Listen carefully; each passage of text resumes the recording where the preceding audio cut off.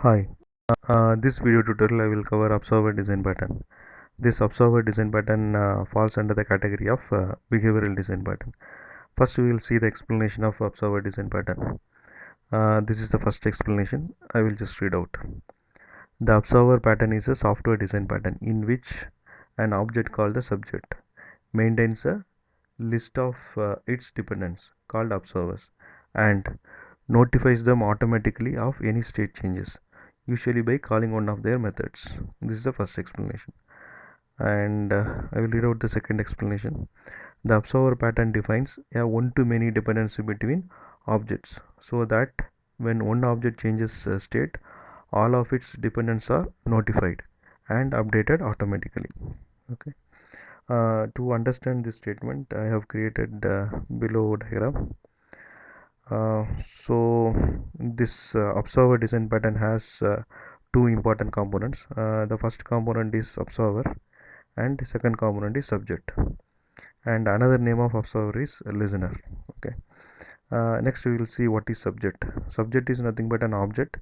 It maintains a list of its dependents, also called observers. Okay. And the subject will have method to register the observers. Also it has a method to unregister the observers. So currently you can see there are three observers which are already registered in the subject. Okay. Suppose one new observer want to register in the subject, what it has to do is it has to call the register method of the subject. Suppose if any observer want to unregister from the subject, then it has to call unregister method in the subject. Okay. And the subject has state. Okay. So whenever there is some changes happen in the state, what the subject will do is it will notify to the all observers which are registered in the subject. So whenever there is some changes happen in the state, it will send notification to all the observers by calling one of the observer method. Okay. And once observer received the notification from the subject, so what this observer will do is it will call subject to get the change data. So whenever some state change, subject will send notification to the observer. Once observer receive the notification, it will call the subject to get the change data. So this is how the whole observer design pattern works. Okay. And now if you read this two explanation, you can understand very clearly. The observer design pattern is a software design pattern in which an object called the subject. So we have seen the object called the subject, this one, and it maintains a list of its dependents called observers.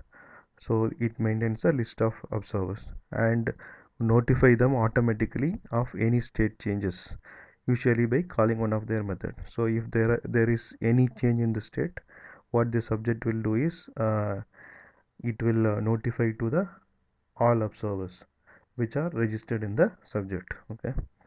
And basically it maintains one-to-many relationship. uh, One subject object is related to many observers. So basically it is one-to-many relationship. Okay, between the objects. So when there is some changes in the subject will notify to the all observers.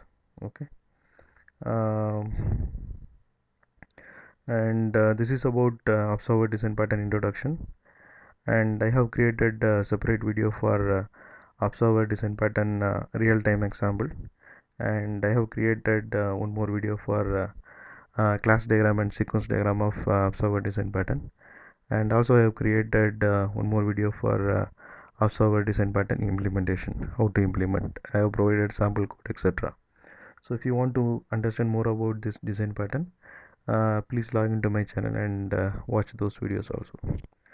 And this is about observer design pattern introduction, and thanks for watching. Bye.